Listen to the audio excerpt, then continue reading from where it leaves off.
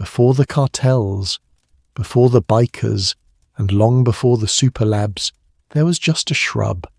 It grew quietly on the dry, windswept plateaus of inner Asia and northern China for 5,000 years. It was nothing more than a part of the landscape. A scraggly, twisted bush struggling out of the dirt. The ancients called it mahuang. Local herbalists knew it held a secret. When they boiled its dried stems into a bitter tea, it smelled of the dry heat of the steppes. It was a medicine, a warm blanket for the lungs. They used it to clear congestion, to treat asthma, and to sharpen the senses during the long, brutal winters for millennia. That is all it was, a modest, folk remedy, nature's own upper. But in the late 19th century, the modern world came knocking. A Japanese chemist named Nagai Nagayoshi, trained in the prestigious laboratories of Berlin, decided to look deeper. He didn't just want to brew tea, he wanted to take nature apart. In 1893, working with the obsessive precision of a master tinkerer, Nagai isolated the plant's active ingredient, ephedrine. But he didn't stop there, using red phosphorus and iodine. He performed a chemical modification that did not exist in nature. He stripped away an oxygen atom. He added a methyl group. In that moment, inside a quiet laboratory, the humble mahuang plant was gone. In its place, Nagai had birthed a monster. He called it methamphetamine. By 1919, another chemist, Akira Ogata, refined it further. He figured out how to turn this volatile oil into pure, white crystals. Crystals that were easy to weigh, easy to ship, and terrifyingly easy to sell. They thought they had found a miracle cure for the world's fatigue. They thought they had bottled limitless energy in a tiny glass vial. They were wrong. They had just pulled the pin on a chemical grenade. If you open a standard history book about the Second World War, it will tell you a story about steel. It will tell you about the panzer tanks that rolled over Europe. It will tell you about the screaming Stuka dive bombers. It will tell you about the tactical genius of the Blitzkrieg, the Lightning War. But those books are missing a crucial ingredient. They leave out the fuel that actually made the engine run. Because the German war machine didn't just run on gasoline and diesel, it ran on methamphetamine. To understand how the world burned, we have to go back to Berlin in 1937. Germany was rebuilding itself. The humiliation of World War I was being scrubbed away by a new, terrifying nationalism. And in the laboratories of a pharmaceutical company called Temmler Werk, chemists were cooking up a different kind of national pride. They patented a new method for synthesizing methamphetamine. But they didn't hide it in a government black site. They didn't lock it in a vault. They branded it. They called it Pervitin. Pervitin wasn't sold as a dangerous narcotic. It was sold as a miracle of modern life, a small chemical sun to burn away the grey fog of the German winter. You didn't need a prescription. You could walk into a pharmacy in Munich or Berlin and buy a tube of Pervitin right next to the aspirin. It was marketed to everyone. Ads featured smiling housewives, promising them the energy to clean the house and care for the children without ever feeling tired. It was sold to factory workers on the assembly line, promising they could double their output. It was sold to students cramming for exams, and to firemen, and to secretaries. It worked. A single dose flooded the brain with dopamine, a chemical kick that banished hunger, erased fatigue, and replaced self-doubt with a cold, robotic confidence. It made the user feel invincible. Germany, in the late 1930s, was falling in love with the idea of the Übermensch, the Superman. Pervitin was the shortcut. It was the pill that let an ordinary man feel like a god. but while the civilians were using it to scrub floors and file paperwork, the German High Command was watching. They saw something else in that little white pill. They saw a solution to the oldest problem in warfare: biology.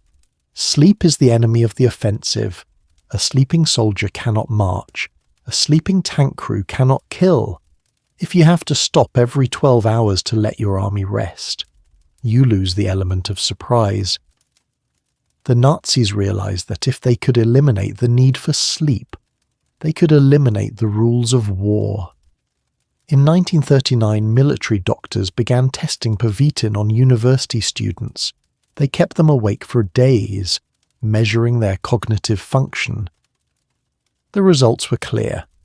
This drug could break the biological shackles of the human body. So, the Wehrmacht issued a directive on wakefulness. Pervitin was no longer just a civilian pick-me-up. It was now a logistical commodity listed on supply sheets right alongside bullets, bandages, and bread. Supply officers didn't count tablets like medicine, they counted them like ammunition. When Germany prepared to invade France and the Low Countries in the spring of 1940, the Temmler factory in Berlin went into overdrive. They were pressing millions of pills a day. Between April and July of 1940 alone, the German military distributed 35 million doses of Pervitin to its ground troops and pilots. 35 million. The soldiers had their own dark slang for it. They didn't call it Pervitin, they called it Stuka-Tabletten, Stuka tablets. They called it Panzerschokolade, tank chocolate. They popped them like candy. And then they crossed the border. The Allied commanders, the French and the British, were fighting a traditional war. They operated on the rhythms of history.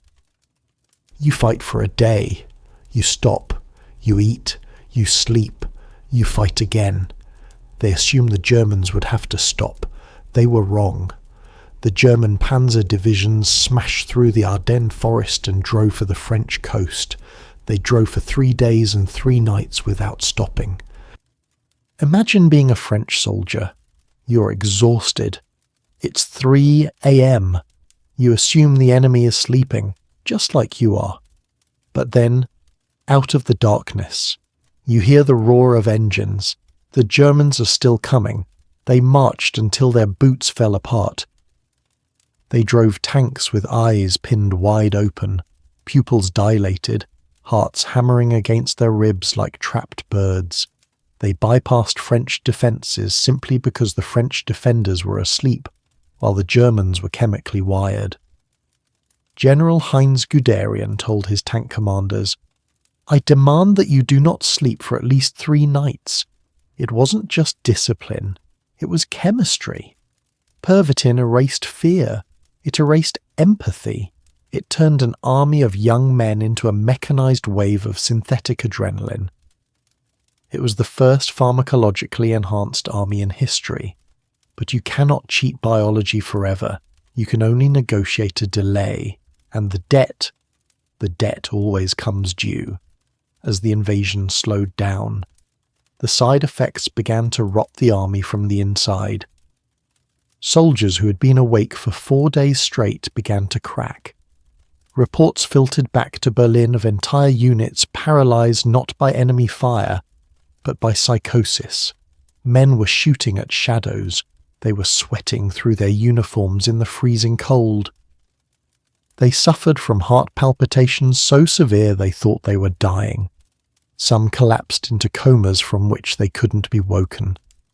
The super soldiers were becoming liabilities.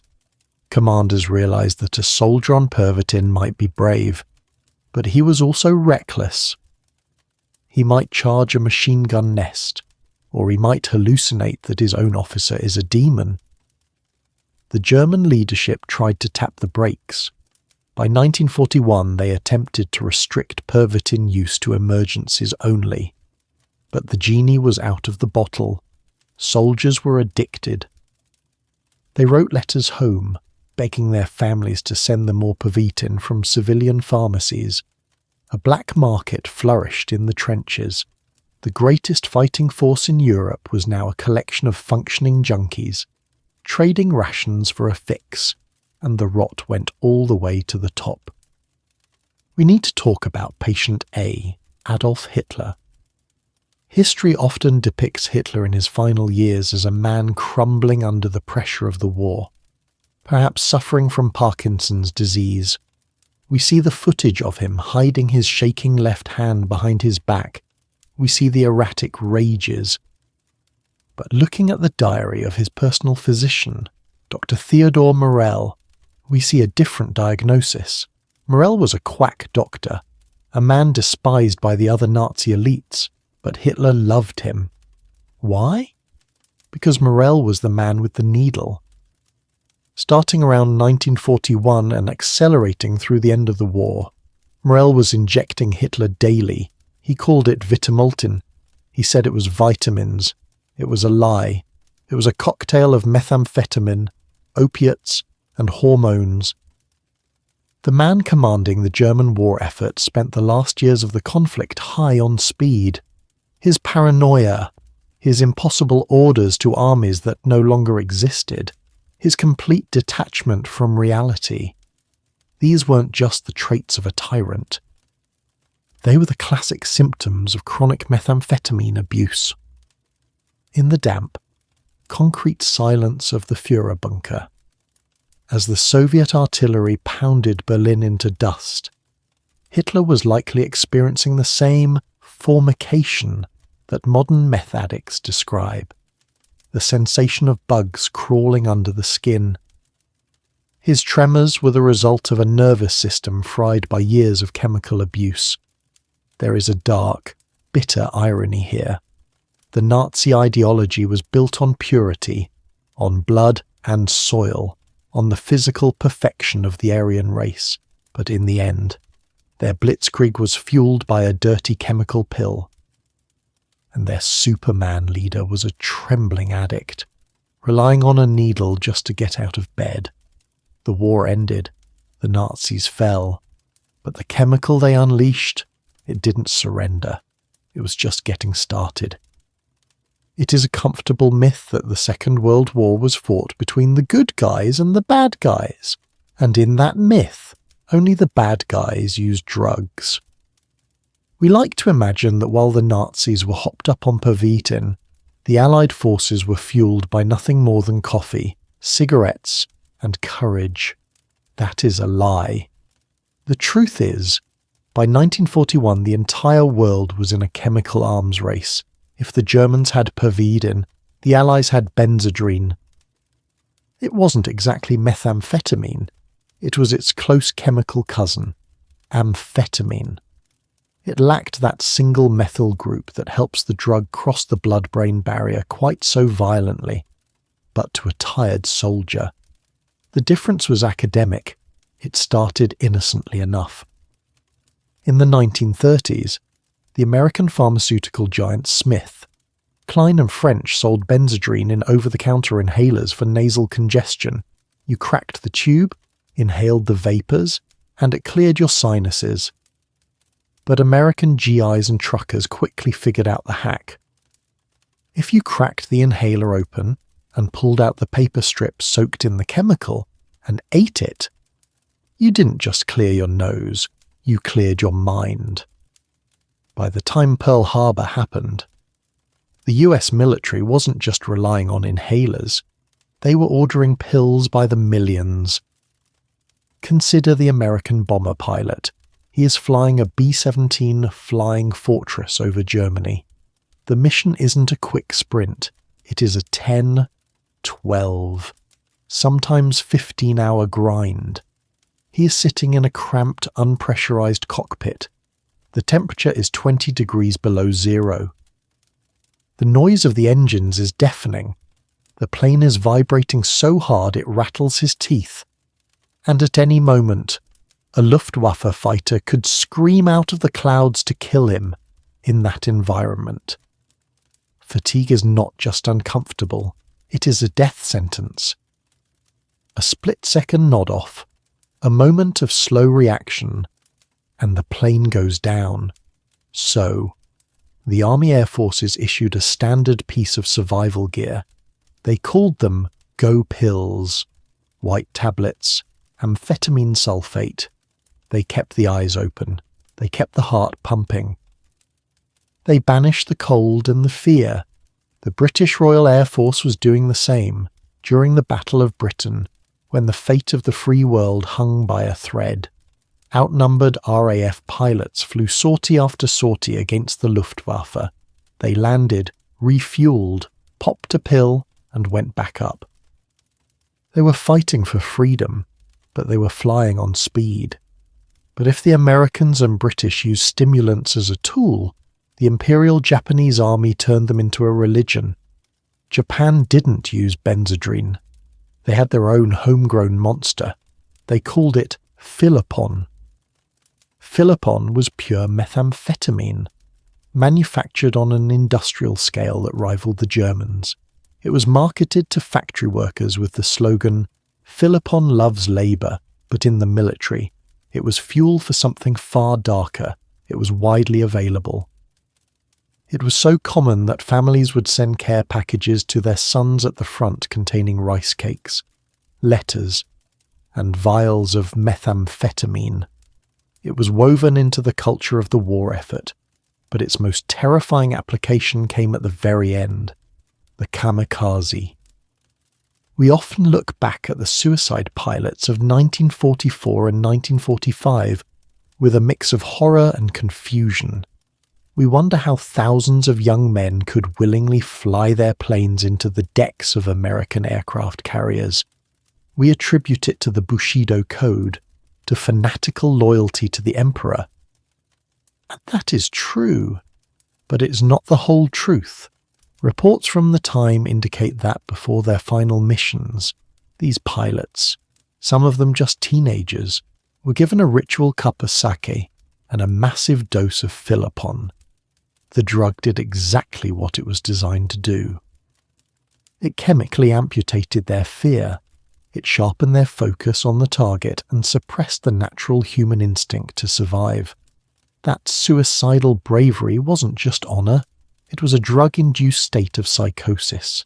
So, by 1945 the picture was complete.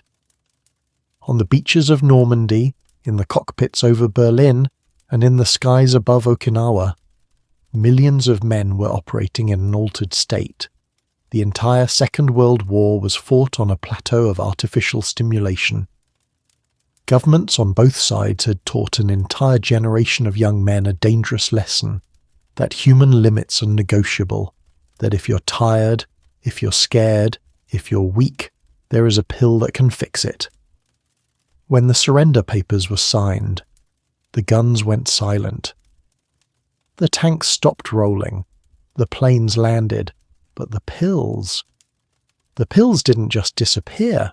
The factories were still running, the warehouses were full, and millions of soldiers were coming home, bringing their chemical habits with them. The war was over, but the epidemic was just waking up. August 1945. The guns finally fell silent. The mushroom clouds over Hiroshima and Nagasaki had dissipated. The firestorms that turned Tokyo into a grid of ash had burned themselves out. The Empire of Japan had surrendered. The soldiers came home, but they didn't come home to parades. They came home to a crater. Their cities were levelled. Their economy was erased. There was no food. There was no fuel. There was only shame, hunger, and the crushing weight of rebuilding a civilization from zero. But amidst the rubble, there was one thing in surplus. During the war, the Japanese military had stockpiled mountain ranges of Philipon. They had warehouses filled to the rafters with billions of tablets and ampules of injection-grade methamphetamine, intended for a final defense of the home islands that never happened. When the American occupation forces arrived, they were focused on seizing weapons. They took the rifles, they took the swords, they dismantled the planes, but they ignored the pills. To the Americans, it was just medicine. they made a mistake. Nature hates a vacuum, and criminal markets hate waste, as the government collapsed. The stockpiles were liberated, sometimes by corrupt officials, sometimes by returning soldiers, but mostly by the Yakuza. The Japanese organized crime syndicates saw an opportunity that would make them rich beyond their wildest dreams. They flooded the streets with military-grade meth. They didn't sell it as a party drug. They sold it as a survival tool. Imagine you're a Japanese laborer in 1946. You are starving. You have to work 16 hours a day clearing heavy debris just to buy a bowl of rice for your children. You're exhausted in a way that modern people cannot comprehend. And then, a man in a sharp suit offers you a vial of Philipon. The slogan on the street was, "Philipon loves labour." And it worked. It banished the hunger. It turned off the grief. It made the impossible workload seem manageable. It wasn't just labourers. It was students trying to pass exams to build the new future. It was night shift workers. It was writers and artists. By the late 1940s, the Philipon epidemic had consumed the nation. Estimates suggest that nearly 5% of the entire Japanese population, over 2 million people, were using methamphetamine regularly. The social fabric began to tear. The streets of Osaka and Tokyo saw a new kind of violence. Not political violence, but the erratic, knife-wielding rage of stimulant psychosis.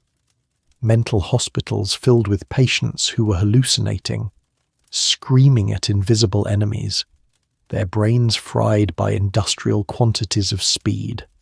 It was the world's first modern drug epidemic. A nation trying to wake up from the nightmare of war by swallowing a pill that wouldn't let them sleep. Now, look across the ocean, look at the victors in the United States. The story was different, or at least, it looked different. America was booming. The soldiers had returned to build the suburbs. The factories were churning out washing machines and Chevrolets. The nightmare was over. The American dream was in full swing. But the chemistry was exactly the same. American GIs had come home with a taste for Benzedrine. They remembered how those little white tablets made them feel in the foxholes of Europe. Sharp, alive, invincible.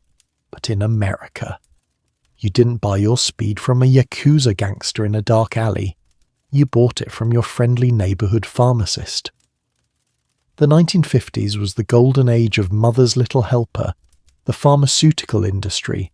Giants like Smith, Klein and French rebranded amphetamines.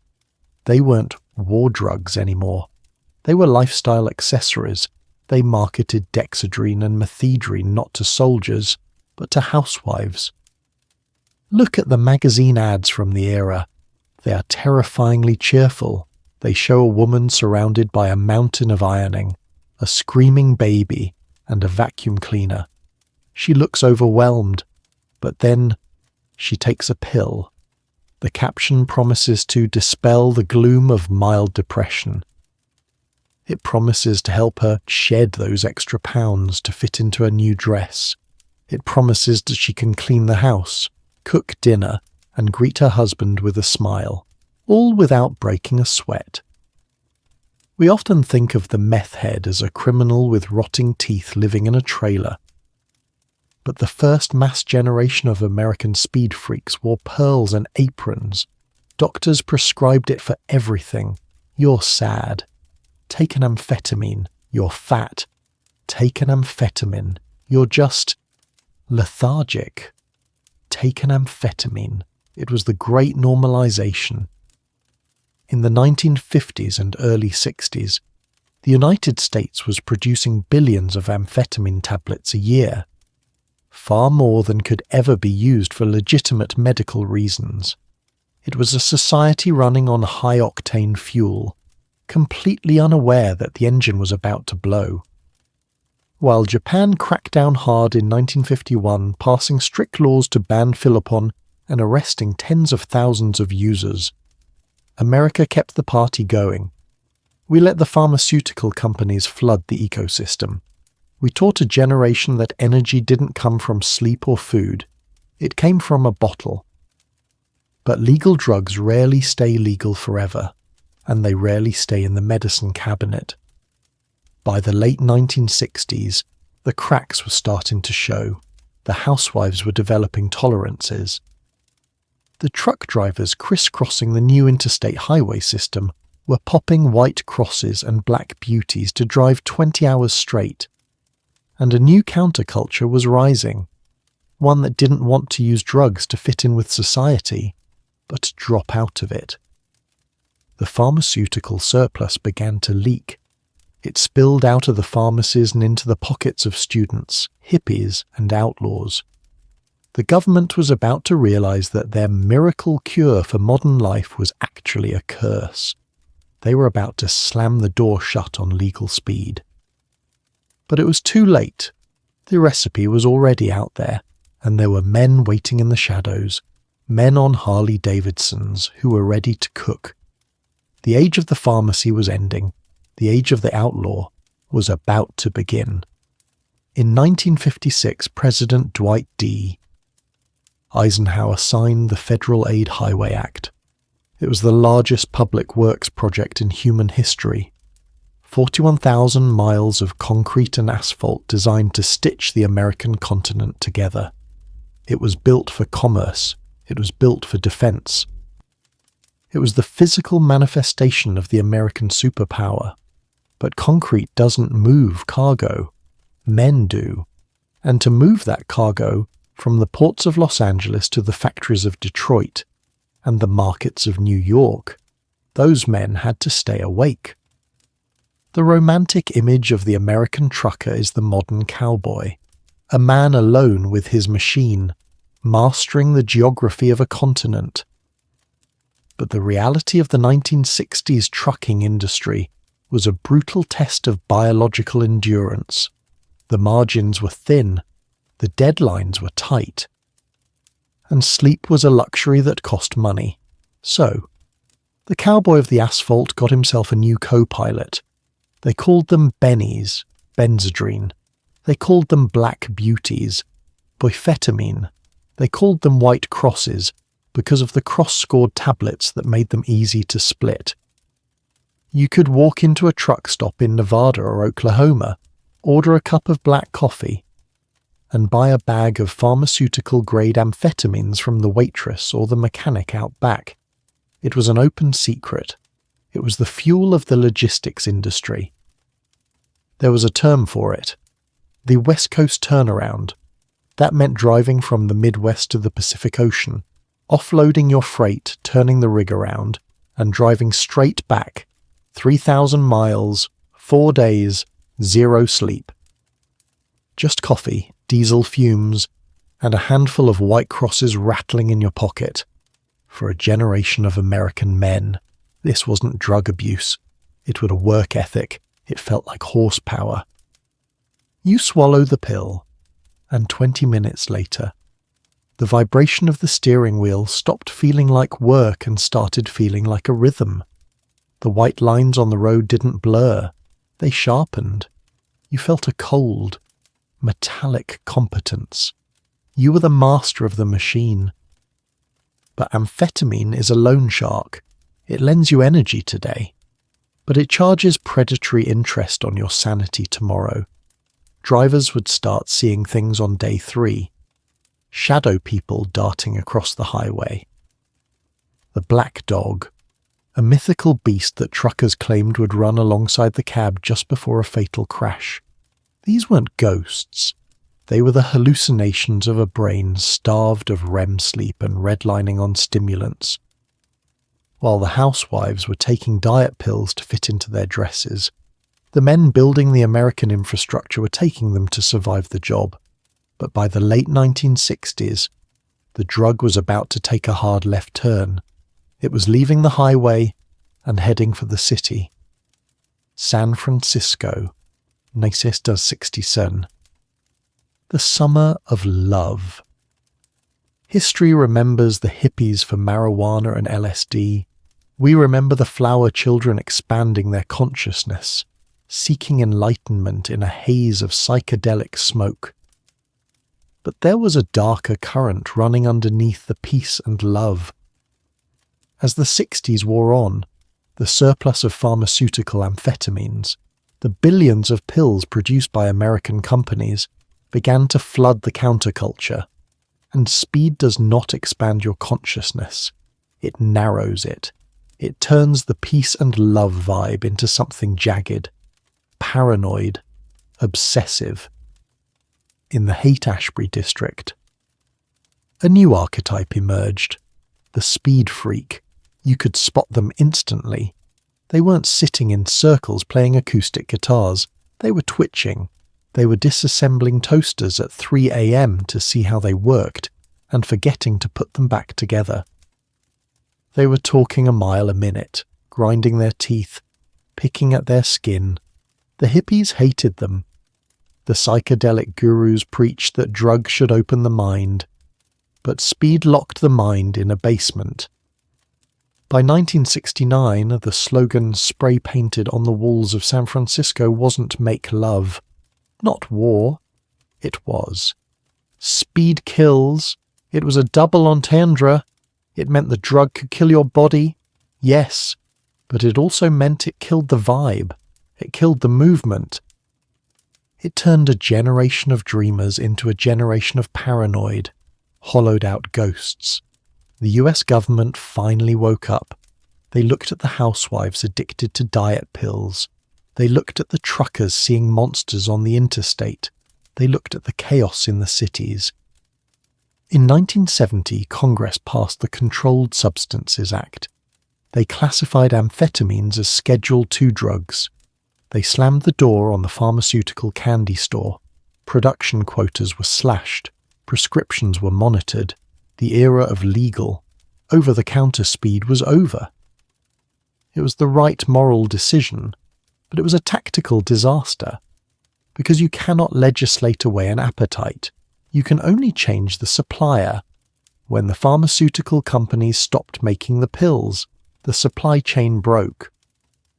But the demand, from the truckers, the bikers, the students, the addicts, remained, and nature hates a vacuum. Waiting in the wings were men who didn't care about FDA regulations, men who rode Harley-Davidsons and wore patches on their backs. The Hells Angels and other outlaw motorcycle clubs had been watching. They realized they didn't need a factory to make speed. They just needed a recipe. They found one, not the clean, pharmaceutical formula, but a dirty, stinking, toxic chemical reduction known as P2P. The age of the pharmacy was dead. The age of the bathtub cook had begun. 1970 changed everything. The United States Congress passed the Controlled Substances Act.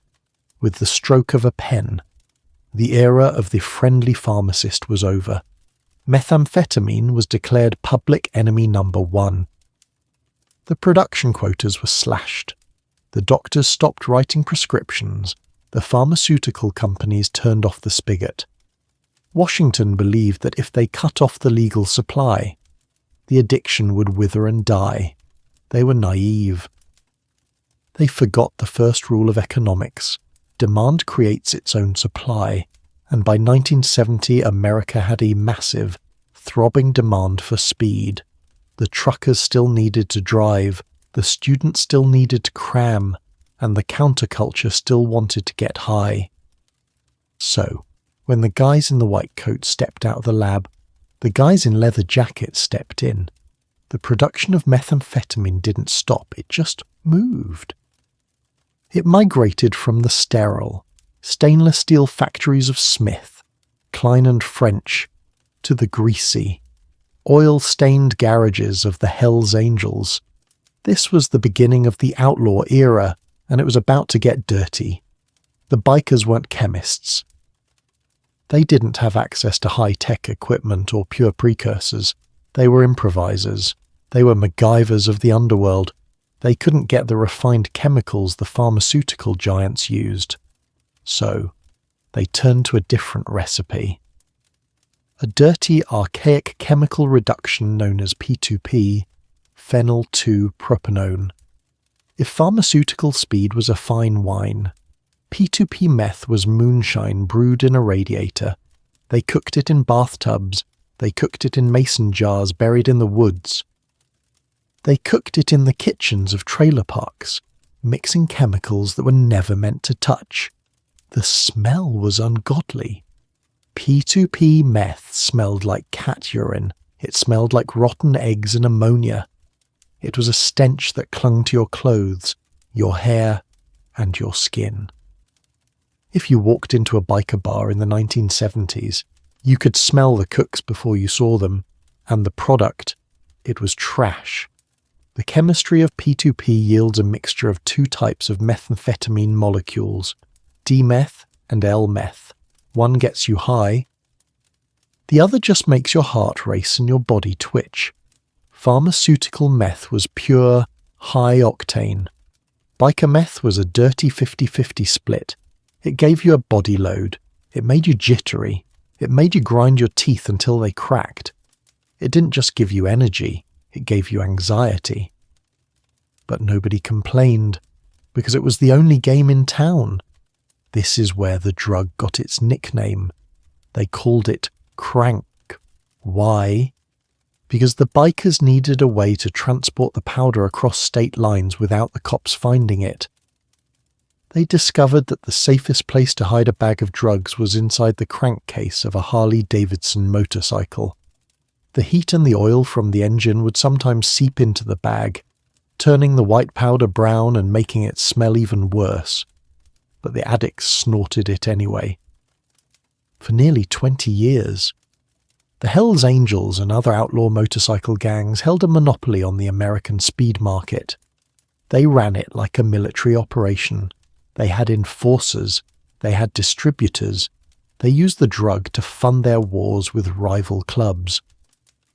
Methamphetamine lost its mother's little helper image. It wasn't for housewives anymore.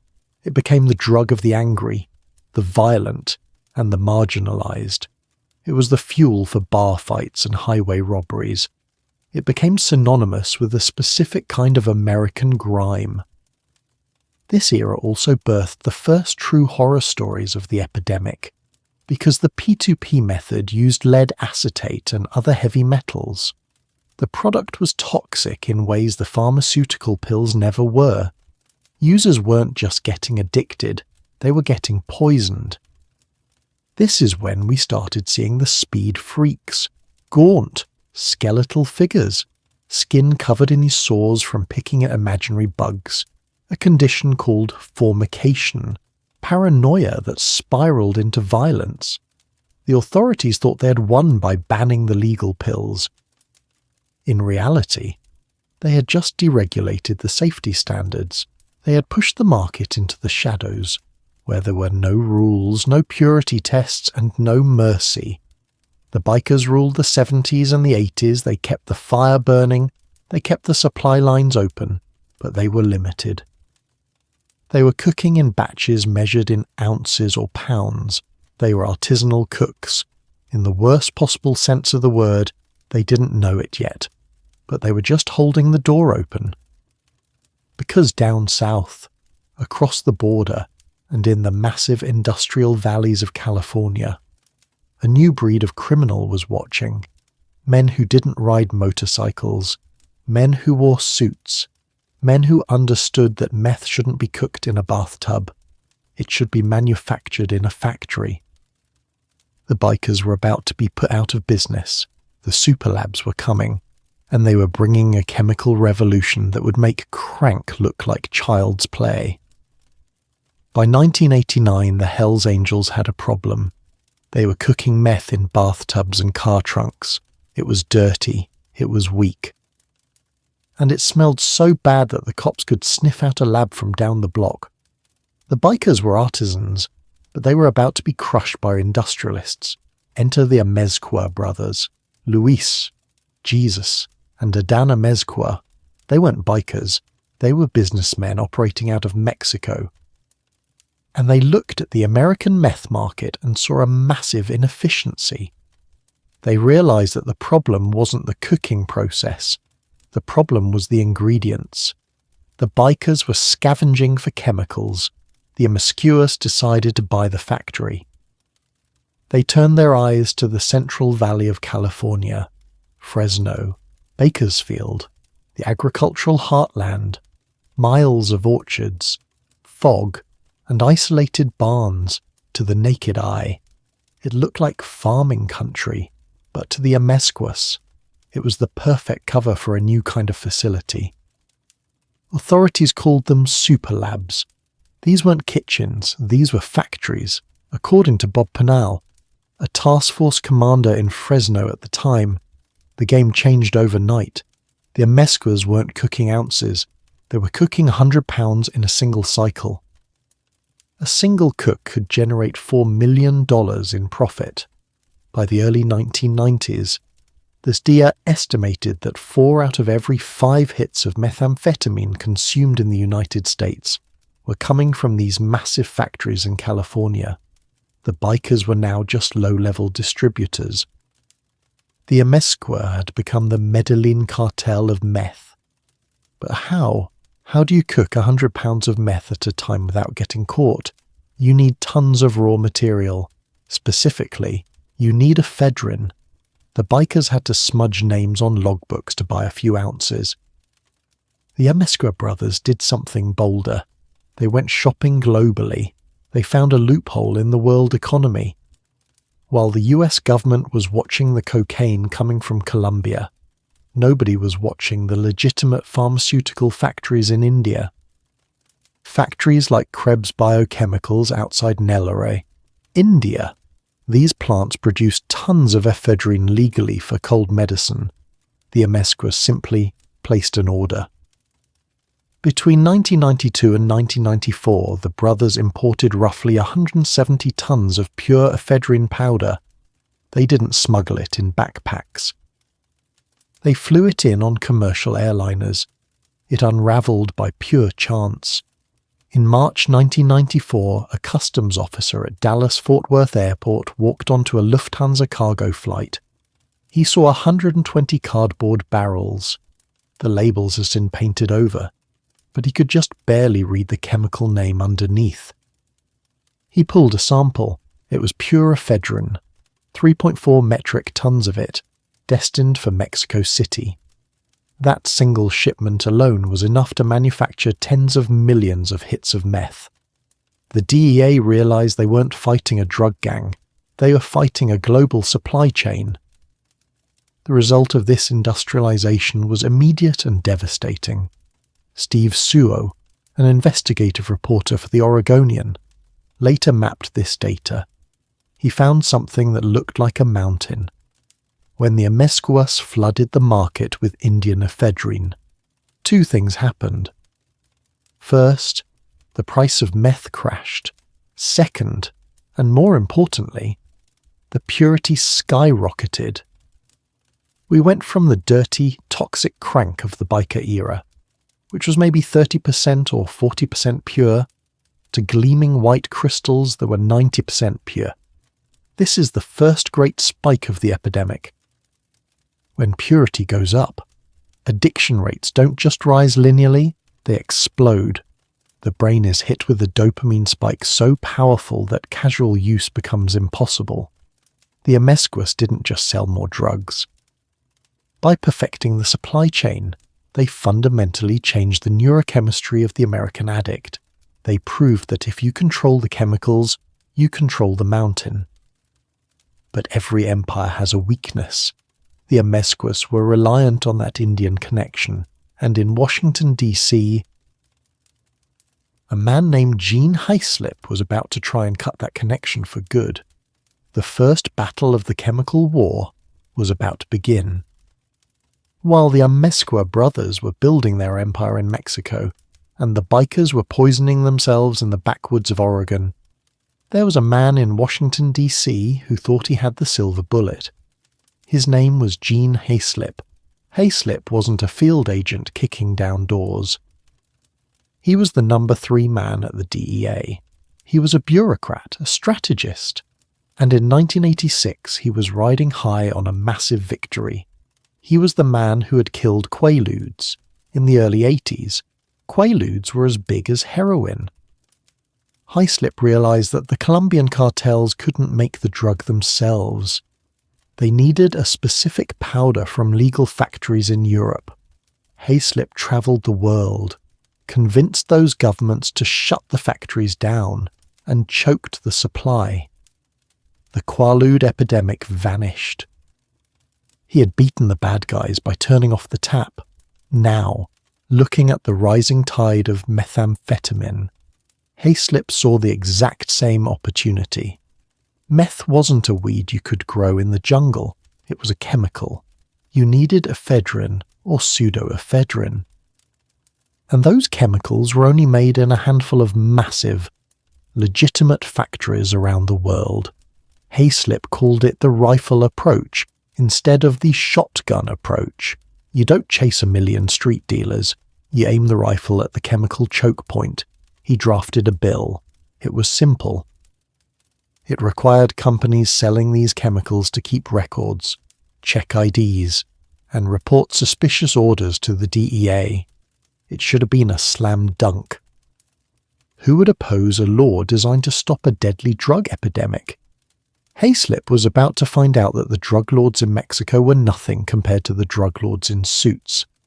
The opposition wasn't the cartel, it was the pharmaceutical lobby. You have to understand the economics. To a meth cook, ephedrine is the key to a criminal empire, but to the American pharmaceutical industry, ephedrine and pseudoephedrine were the key to a $3 billion cold medicine market. Sudafed, Claritin D, Tylenol Cold, these were cash cows. They were sold over the counter in every gas station, grocery store, and pharmacy in America. When Hayslip proposed tracking these chemicals, the industry went to war. Alan Rexinger, a lobbyist for the industry at the time, put it bluntly. He said they felt like they were being treated like Colombian drug lords. He argued that whether you're selling cold medicine or dill pickles, if a law threatens your profit, you fight back. They didn't fight with guns, they fought with access. Hayslip was summoned to a meeting. It wasn't in a back alley, it was in the Indian treaty room of the old executive office building, right next to the White House. It's a beautiful room, high ceilings, marble, history, the kind of room where power feels physical. Hayslip walked in, loaded for bear. He had his charts. He had his evidence. He had photos of meth labs and the devastation they caused. He thought logic and morality would win the day. But the room was filled with lobbyists, and they had already spoken to the Reagan White House. The message to Hayslip was clear. You will not touch the over-the-counter medicine market. The industry drew a line in the sand. They argued that requiring grandmothers to show ID to buy cold medicine was an infringement on American freedom. It was bad for business. It was regulatory overreach. The White House officials looked at Hayslip. They looked at the lobbyists, and they made their choice. They told Hayslip to cut a deal. Hayslip, the man who killed Quaaludes, was cornered. To save his bill, he had to agree to a fatal compromise. He agreed to regulate the bulk powder, the barrels of raw chemical, but he agreed to an exemption, a loophole. The law would exempt any chemical that was already turned into a finished pharmaceutical product. Meaning, if the ephedrine was pressed into a pill and put in a blister pack, the DEA couldn't touch it. They assumed that meth cooks would never go through the trouble of buying millions of pills and popping them out of the blister packs one by one. It seemed too tedious, too labor-intensive. It was the single greatest miscalculation in the history of the drug war. Hayslip got his law passed in 1988. For a moment, it seemed to work. The bulk powder became harder to get, but the industry had protected their profits at the cost of the future, because criminal economics are relentless. When the bulk powder dried up, the cooks looked at that loophole. They looked at the finished pills that Hayslip had been forced to exempt. They didn't care about the labour. They didn't care about the blister packs. The cartel leaders and the super lab operators simply hired armies of people to buy the pills and sit in warehouses, popping them out by the millions. They called it smurfing. The pharmaceutical lobby had won the battle in the Indian Treaty Room. They kept their unregulated sales. But in doing so, they poured gasoline on the fire. By refusing to lock the front door, they forced the DEA to watch as the epidemic walked right through the lobby, bought a ticket, and flew first class into the heart of America. Hayslip later admitted it was a mistake. But by then, it was too late. The mountain of meth was rising again, and this time, it was being sponsored by the medicine cabinet when the super labs were squeezed, and the government finally started tightening the screws on the massive barrels of precursor. The epidemic didn't stop. It mutated. It devolved. In the mid-2000s, a new recipe appeared on the streets. It stripped away the need for big glassware. It stripped away the need for heat sources. It stripped away the need for patience. They called it shake and bake, or the one-pot method. It was the democratization of destruction. You didn't need a factory in Mexico or a barn in California anymore. You just needed a 2-liter soda bottle. The recipe was terrifyingly simple. You take a box of cold medicine, the kind you could still buy if you drove to enough different pharmacies. You crush the pills, you throw them into the bottle, then you add the poison, lye from drain cleaner, ammonium nitrate from fertilizer packs, lithium strips torn out of batteries, and a solvent, usually Coleman fuel or lighter fluid.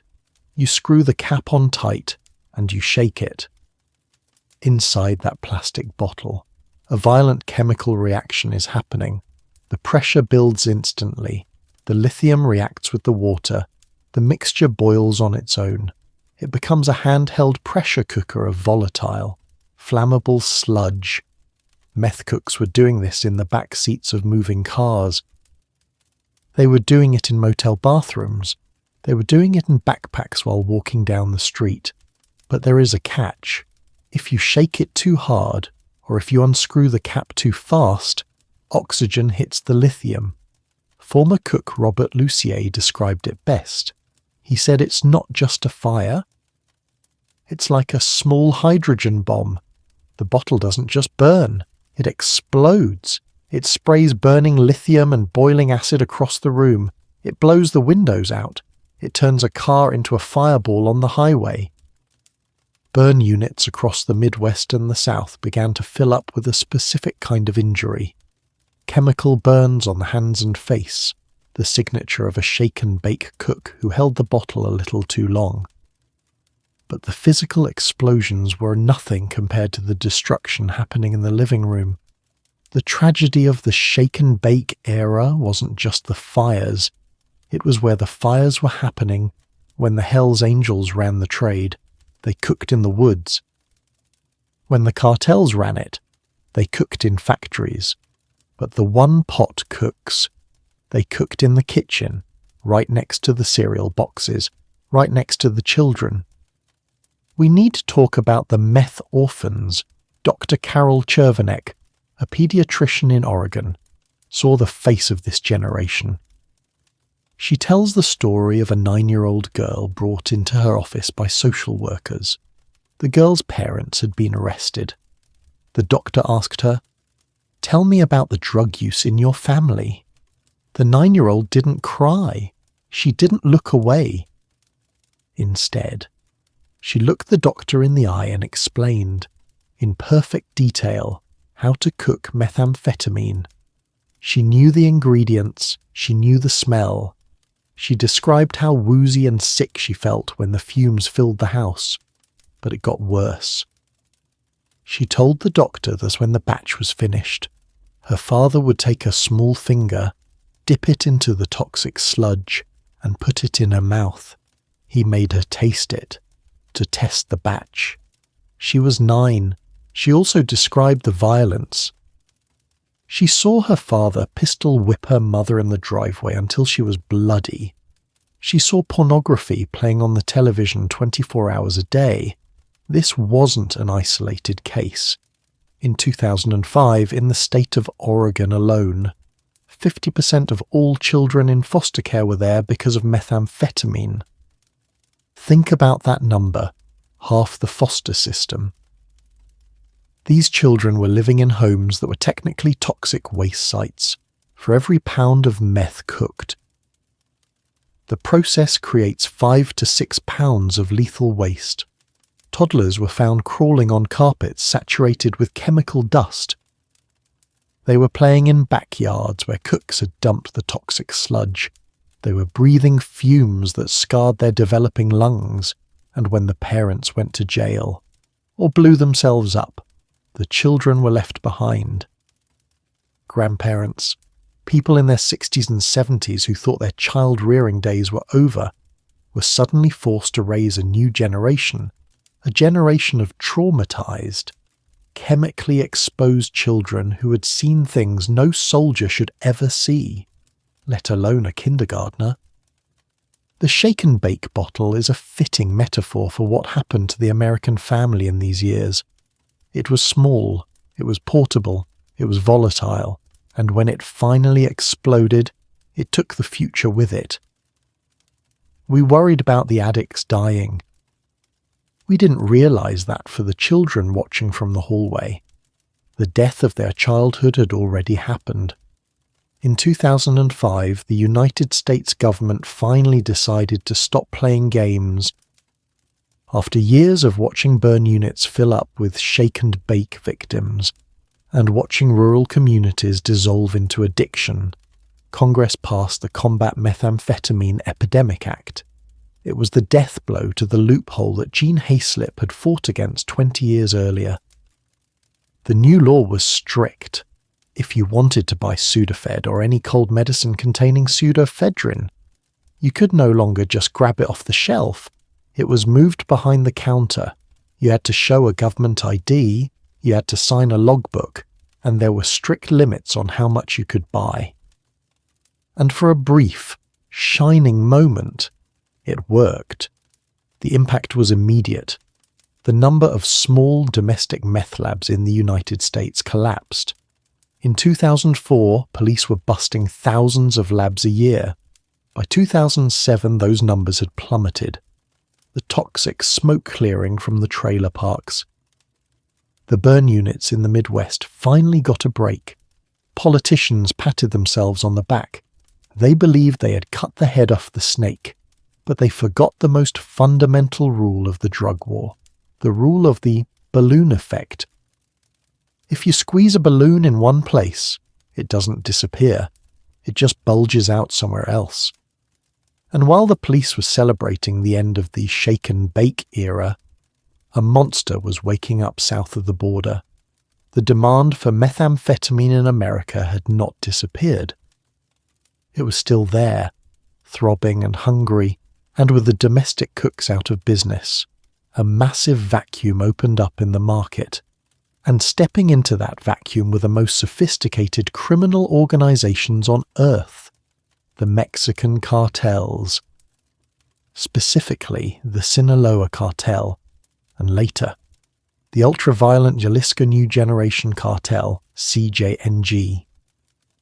These weren't bikers cooking in bathtubs, and they weren't rednecks shaking soda bottles. These were multinational corporations. They saw that the Americans had choked off the supply of pseudoephedrine. So, the cartels didn't bother trying to buy cold medicine.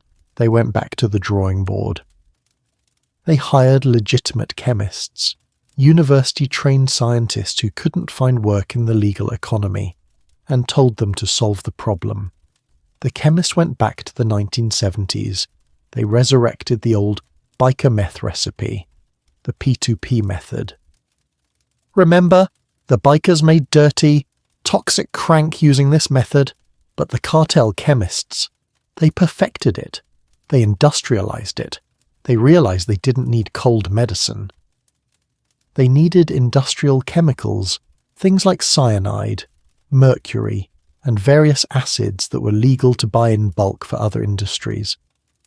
They built super labs on a scale that makes the Amescua brothers look like amateurs. We're talking about factories hidden in the Mexican mountains capable of producing hundreds of tons of pure methamphetamine, and because they weren't relying on pill packets anymore, the supply chain was limitless. They could make as much as they wanted, whenever they wanted. By 2010, the floodgates opened. Meth didn't just trickle back into the US. It arrived like a tsunami. It came in semi-trucks. It came in liquid form disguised as windshield wiper fluid. It came in tunnels. And the price crashed. Meth became cheaper than beer. But here is the twist. This wasn't the same drug anymore. The old ephedrine-based meth, the stuff from the 90s, affected the brain in a specific way. It kept you awake. It made you chatty. It made you feel like you could conquer the world. But this new P2P meth coming from the cartels is different. Because of the chemical process used to make it. P2P meth often contains a specific mixture of isomers, dimethamphetamine and L-methamphetamine. But more importantly, the refining process leaves behind trace residues of heavy metals and toxins that weren't there before. The result is a drug that is essentially a neurotoxin. Users and counselors began to notice a change on the streets around 2012. The people taking this new meth weren't just staying awake for days, they were losing their minds. We entered the era of rapid-onset psychosis. In the old days, you might use meth for 5 or 10 years before you went crazy. With the new P2P meth, users are descending into total madness in a matter of months. It creates a severe, disconnective psychosis. Users stop talking to people. They retreat into a world of terrifying hallucinations. They scream at invisible enemies. They tear at their own skin. This is why. If you walk through the homeless encampments of Los Angeles, or Portland, or Kensington in Philadelphia today, you see a different kind of misery. You don't just see people nodding off from fentanyl. You see people in a state of agitated delirium, people running into traffic, people having conversations with demons. The cartels had solved the supply problem. But in doing so, they had unleashed a chemical weapon that attacks the very seat of human consciousness. So, here we stand today. We started with a shrub in Mongolia, used for 5,000 years to treat a cough. We moved to the labs of Berlin, where they tried to bottle courage for the Blitzkrieg. We saw the bikers hide it in their crankcases. We saw the suburban mums buy it to lose weight. And now we have a global industry, run by warlords, pumping out a synthetic psychosis that is cheaper than a fast food meal. The Combat Meth Act of 2005 was supposed to be the end of the story. It was supposed to be the victory lap instead. It was just the moment we forced the virus to mutate. We squeezed the balloon, and the balloon didn't pop. It just grew into a monster that swallowed the world. The meth epidemic isn't over. In fact, if you look at the purity levels, now hovering constantly above 95%, and the overdose rates, which are climbing higher every single year, you realize a terrifying truth. The history of methamphetamine isn't a history of how we controlled a drug. It's a history of how the drug controlled us. To truly understand why this epidemic is so hard to stop, we have to look past the cartels. We have to look past the biker gangs and the super labs. We have to look inside the human skull. Why is methamphetamine so devastatingly addictive? Doctor, Richard Rawson from UCLA explains it with a simple comparison. The brain runs on dopamine, the chemical of desire and reward. When you eat a good meal, your dopamine levels might rise by 50%. When you have sex, they might rise by 100%. But when you smoke crystal meth, your dopamine levels spike by 200%. It is a chemical tidal wave. It is a sensation of pleasure and power that biology never intended for a human being to feel. It doesn't just tickle the reward system, it detonates it. But the brain is a self-regulating machine. When it gets flooded like that, it tries to protect itself. It down-regulates. It burns out its own receptors. It reduces its natural production of dopamine to almost zero.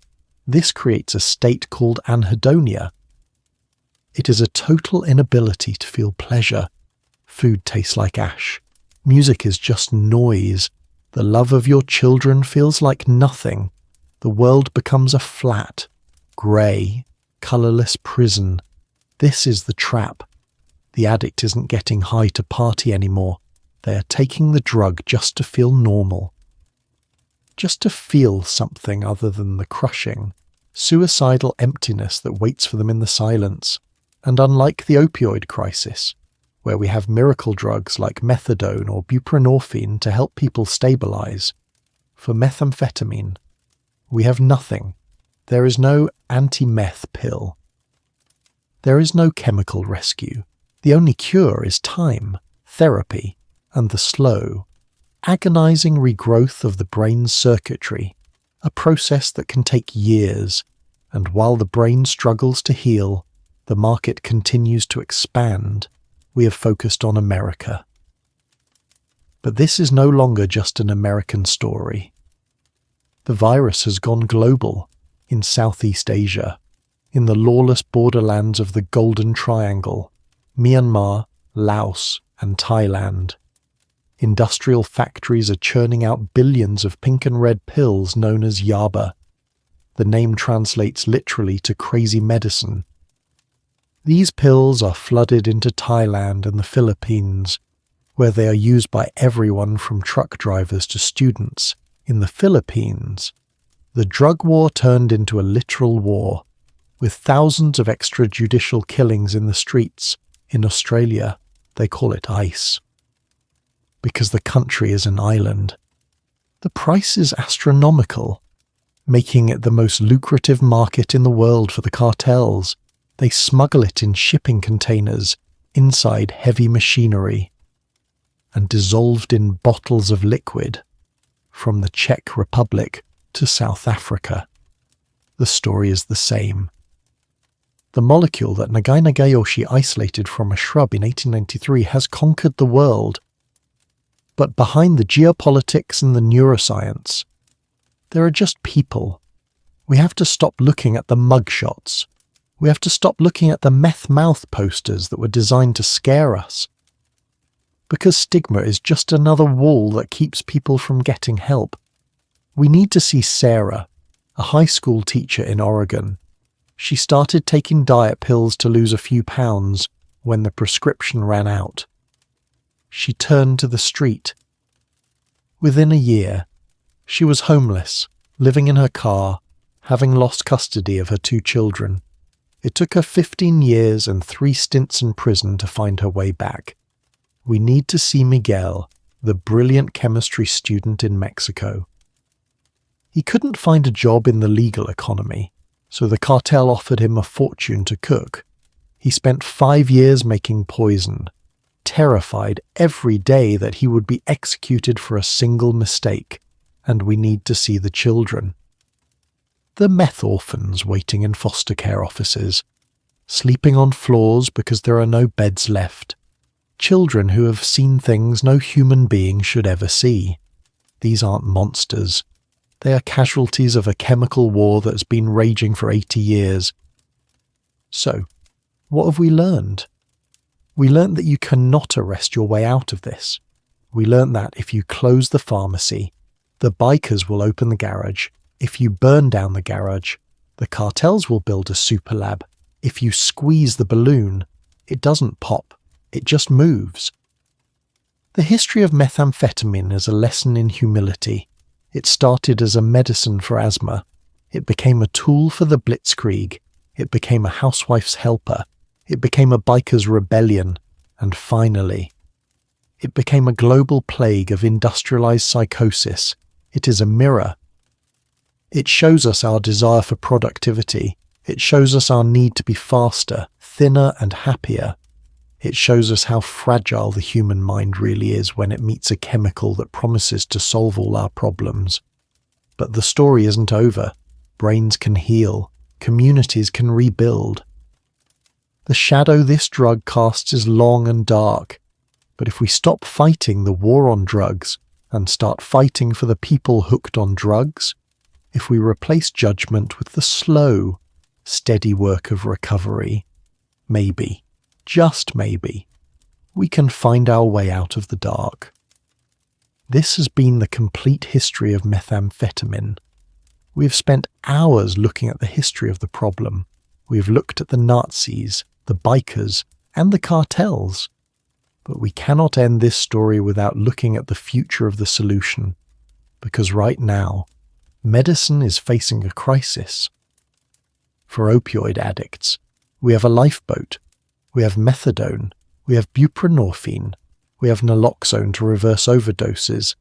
Science has provided a chemical shield to keep people alive, but for methamphetamine, the medicine cabinet is empty. As of 2024, there is no FDA-approved medication to treat meth addiction. There is no pill you can take that stops the craving. There is no chemical that blocks the high. Doctors have thrown everything at it. They have tried antidepressants like bupropion.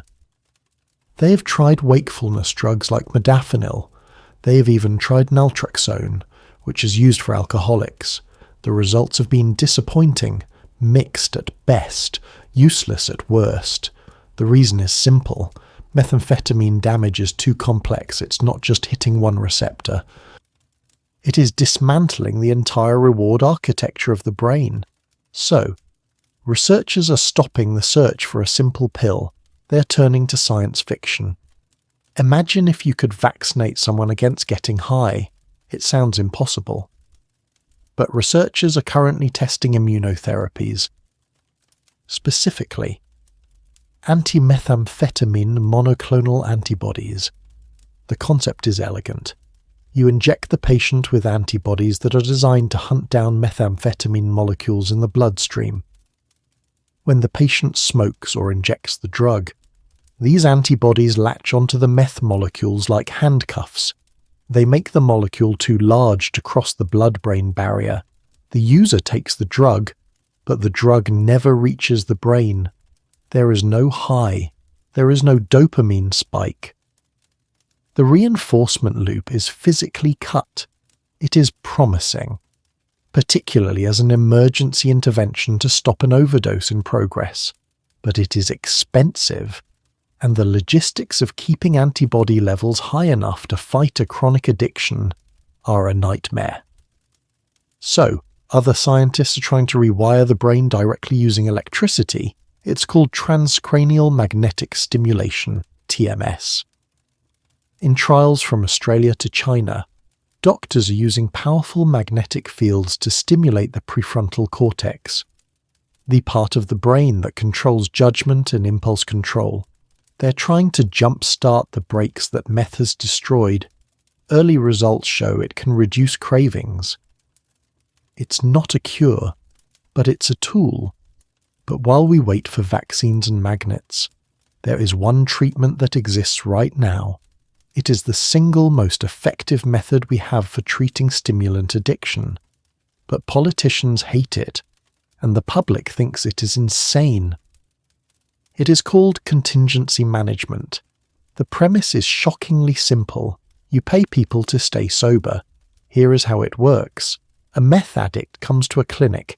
They give a urine sample. If the sample is clean, no drugs. They get a voucher. Maybe it's for $10.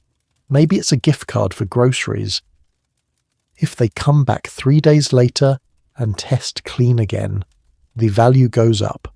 50 to then 20, if they fail a test. The rewards reset to zero. It sounds like bribery. Critics scream that we are paying people for a behavior that they should be doing anyway. They say it is morally wrong to reward an addict. But here is the uncomfortable truth. It works. In randomized clinical trials over decades, contingency management has consistently beaten every other therapy for keeping meth users off drugs. Why? Because the meth addict's brain is broken. It cannot feel natural rewards, a hug, a sunset, a good meal. These things provide zero dopamine. The brain is starved for a reward right now. The voucher provides that immediate dopamine hit. It replaces the drug with a tangible, instant reward that the healing brain can actually process. We are hacking the addiction loop. We're using the brain's own greed for dopamine to save the patient's life, but because of the stigma, because it feels wrong to pay an addict. Most insurance companies won't cover it, and most governments won't fund it. We are letting people die because we prefer moral judgment over effective data, beyond the clinic. We have to look at the law. We spent decades fighting a war on drugs based on punishment. We arrested the users. We raided the labs. And what happened? The drugs got cheaper, purer, and more deadly. Is there another way? Look at Portugal. In 2001, Portugal was facing a heroin epidemic that was destroying the country. They decided to do the unthinkable. They decriminalized everything: meth, heroin, cocaine. If you're caught with a small amount, you don't go to jail. You go to a dissuasion commission, a panel of doctors and social workers. They don't fine you. They offer you help. The world thought Portugal would collapse into anarchy. Instead, the opposite happened. Overdose deaths plummeted. HIV infection rates among drug users dropped by 90%. Crime went down. They took the money they were spending on cages and spent it on care. It is not a magic wand. Addiction still exists in Portugal, but it is no longer a humanitarian disaster. It is a managed health condition. The history of methamphetamine is a lesson in the balloon effect.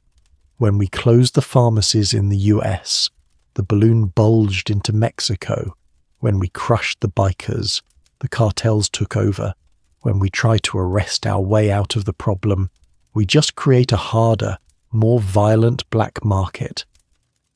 The drug that Nagai Nagayoshi created in 1893 is a shapeshifter. It evolves faster than our laws. It evolves faster than our policing. If we want to survive the next century of this chemical, we have to stop fighting the drug and start fighting for the human. We need to embrace the boring, unsexy solutions: needle exchanges to stop HIV, housing for the homeless so they don't use meth to stay awake on the streets, paying people to stay sober because it works, and removing the stigma that makes a user feel like a monster instead of a patient. The super soldier drug failed the soldiers. The mother's little helper failed the housewives. The war on drugs failed us all. The only thing that hasn't failed is compassion. The shadow of this drug is long, but if we follow the data, and if we keep the light on, we can find our way home. We've travelled a long road together, from the laboratories of the Third Reich to the dusty highways of the biker gangs, to the cold corridors of power in Washington. But after all the statistics about tons of drugs and billions of dollars, we must return to the smallest unit of this war, the human being. The history of methamphetamine is often told through cold, hard numbers, but we must remember a crucial truth. Behind every statistic is a human life. We need to see Sarah, the high school teacher in Oregon. She started taking diet pills to keep her figure and ended up losing her home, custody of her children, and serving 3 stints in prison. It took her 15 years to find herself again. We need to see Miguel, the talented chemistry student in Mexico, unable to find legitimate work. He was sucked into a cartel superlab, cooking drugs under the barrel of a gun, living in abject fear that he would be executed if a single batch went wrong. And most painfully, we must see Emily, the paramedic. She is the one who has to witness toddlers playing on toxic floors, and children starved by parents lost in a drug-fueled haze. She carries those ghosts with her every single day. The story of methamphetamine is not just the story of a chemical. It is a mirror reflecting the desires and frailties of the modern world. It began as a promise of endless productivity for soldiers and workers. It became an escape for housewives desperate to be thin and maintain a happy home. And finally, it became a painkiller for communities left behind by economic collapse. We have learned that arresting users, filling prisons, or trying to choke off supply has never been a complete solution. Because as history teaches us, you cannot simply close a door without understanding the building that door sits on. Close the kitchen, and the pressure will drive the steam through the walls. If we focus only on destroying the chemical monster while forgetting to heal the human being, history will simply be an endless loop. But just when we think we understand it, just when we think new scientific solutions or policies are bringing hope, the monster mutates again. And this time, it has returned with a face more terrifying than ever before. You might think the story ends here.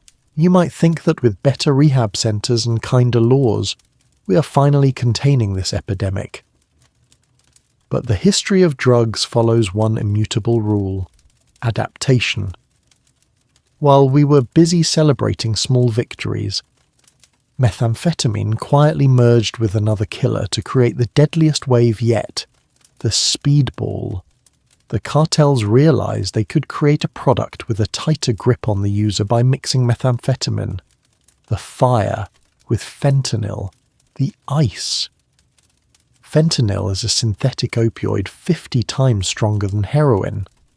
This combination is a perfect biological trap. Methamphetamine is a stimulant. It races the heart. Fentanyl is a depressant. It slows everything down. When taken together, the stimulant effect of the meth masks the sedative effect of the fentanyl. The user feels fine. They feel invincible. So, they take more. But the moment the meth wears off, and it often wears off faster than the opioid, the full weight of the fentanyl crashes down on the respiratory system. The user doesn't drift off to sleep. They simply stop breathing. The era of pure meth is ending. The era of the polydrug cocktail has begun. It isn't just the chemistry that has mutated. The delivery system has evolved. We've spoken about bikers, trucks, and tunnels. But the modern dealer doesn't always stand on a street corner. Sometimes, he exists as a line of code on a server. The darknet has revolutionized the game since the early 2010s. Online marketplaces have proven that drugs can be bought and sold with zero physical contact. A teenager in the suburbs can order high-purity crystal meth from a producer on another continent, pay with cryptocurrency, and receive it via standard mail 3 days later, disguised as a box of toys. The supply chain has become decentralized. It is a hydra. Cut off one head, shut down one website, and 2 more appear the next day. You can build a wall on the border, but you cannot inspect every single package in the global mail system. Finally, we must look at the scar left on the earth itself. We focus so much on the human bodies, the teeth, the skin, the brains, but methamphetamine is an environmental disaster. For every single pound of meth produced, the cooking process generates 5 to 6 pounds of toxic hazardous waste, solvents, acids, heavy metals. In the superlabs of Mexico or the remote backwoods, this sludge isn't treated. It is dumped into rivers, poured into the soil of cornfields, and buried in backyards where children play. The shadow of this drug isn't just in the blood of the addict, it is in our groundwater. It is a toxic legacy that will outlast the people who created it. So, why end this documentary on such a dark note? Because hope without realism is just fantasy. The history of methamphetamine. From a 5,000-year-old shrub to the pills in a Nazi soldier's backpack. From the housewives of the 50s to the darknet deals of today, teaches us a lesson in humility. We cannot win this war through arrests or bans alone. The harder we squeeze, the more it shapeshifts. If you have watched until this very second, I have one request. Do not look at addicts as monsters or zombies. See them as casualties of the complex history we've just explored. Stigma is the greatest wall preventing recovery. Share this story, not for the algorithm, but to replace judgment with understanding, to replace fear with knowledge. The story of methamphetamine is not over. It is being written right now, in laboratories, on the streets, and in how we choose to treat one another. I'm the historian's desk. Thank you for listening. Take care.